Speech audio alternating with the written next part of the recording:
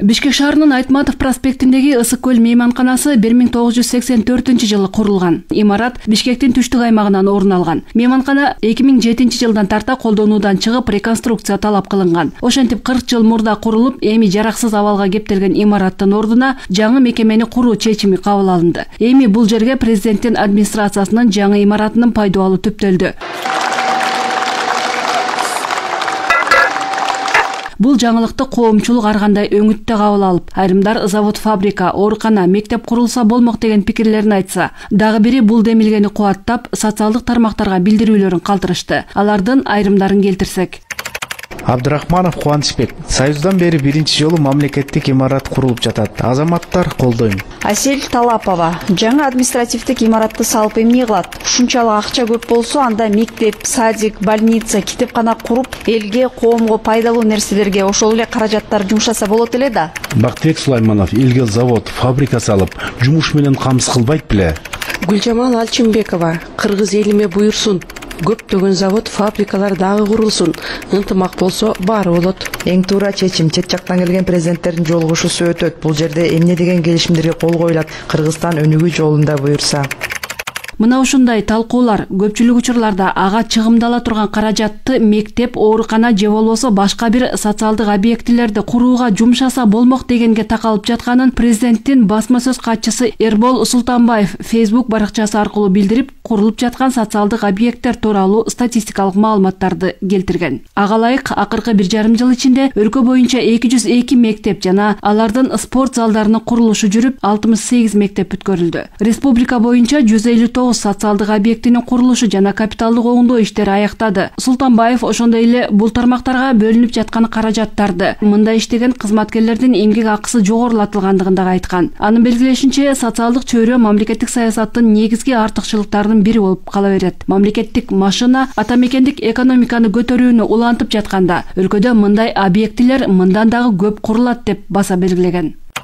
Жаңы курула турган Ак үйдүн имаратынын жалпы аянты 21 000 чарчы метрди түзөт жана бюджеттен каражат сарпталбайт. Президенттин иш башкармалыгына караштуу 16 гектар жер ата мекендик ТС Групп компаниясына берилип, алар Ак үйдүн жаңы имаратын куруп бере турган болду. Учурда жаңы имарат куруу үчүн алмаштырыла турган 16 гектар жер тилкеси боюнча кошумча комиссиялык баа жүргүзүлүүдө. Эгерде 16 гектар жердин баасы административдик имараттын иш жүзүндөгү наркынан ашып кетсе, курулуш компаниясы башка зарыл объектилерди куруу боюнча кошумча кызматтарды көрсөтөт. Ал эми алмаштырылып жаткан 16 гектар жерге шаардын азыркы планына интеграцияланган өнүккөн инфраструктурасы бар заманбап көп функционалдуу комплекс курулат. Жаңы курула турган Ак үйдүн маңдайында административдик комплекс орун алып, мамлекеттик органдар бир жерге жайгашат. Мындай алмашуу тажрыйбасы дүйнөнүн башка көптөгөн мамлекеттеринде дагы колдонулуп келерин эксперттик коомчулук бир ооздон айтууда. Ансыз дагы борбор шаардын көркү кетип, чет жакасына жер үйлөр курулуп кеткенине кейиген окумуштуу коомдук ишмер Каныбек Осмоналиев жаңы заманбап имараттарды куруу мезгил талабы деп эсептейт. Ошондой эле бул жеке өнөктөштүк принцибинин эффективдүү түрү. Албетте эми чоң акча кетет, чоң каражат кетет. Бирок анын да жолун табышпаганы жөнүндө айтып атышпайбы?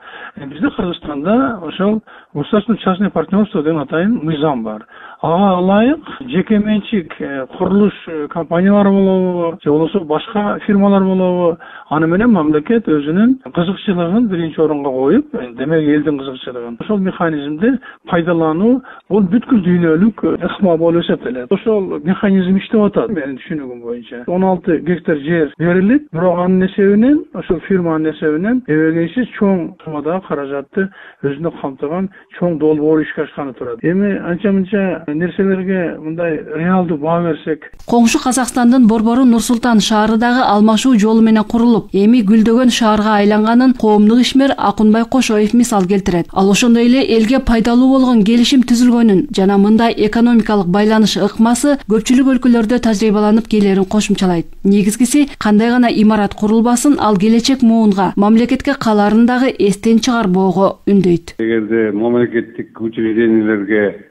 резиденциябы же кандайдыр бир ооруканаларды салып берсе, алар баары бир инвестиция салган киши кандайдыр бир өздөрүнүн дагы шартын айтат. Ошо шартка көнүш керек да. Мисалы үчүн эл аралык мамиле өлкөлөрдү карасак, Астана шаарын борбор Назарбаев өзүнүн чөнтөгүнөн салган жок да.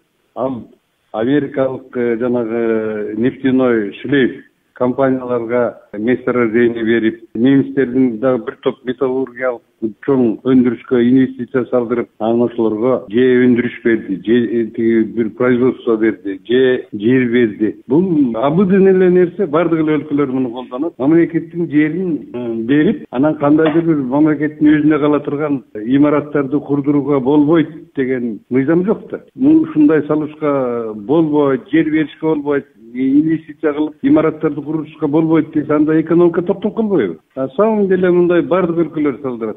Ал үчүн Өзбекстандагы канчаларга жер десе жер берип, же бир өндүрүштү бер десе өндүрүштү берип, анан бирок баланс элге, бюджетке, мамлекетке зыян болбош керек. Кыргызстан эгемендүүлүккө ээ болгондон бери өзгөчө административдик имараттар курулган жок. Пайдалуу түптөлгөн жаңы курулуш өлкө жетекчилиги тарабынан жасалган туура кадам экендигин коомдук ишмер Шамшыбек Медетбеков баса белгилейт. Анын айтуусунда административдик имараттын шаардын чет жагында жайгашуусу дагы колдоого аларлык демилге. Мына бөлөк коңшулаш мамлекеттерге барсаңар, жаңы дворецтерди салып атышат. Президенттин дворецин салып атышат, резиденциясын салып атышат, министрлер кабинетинин өзүнүн үйүн салып атышат. Мына бизде бирөө жок. Мына бул биринчи баягы ласточка, чабалекей деп койсок болот. Эми татмакай имарат турат.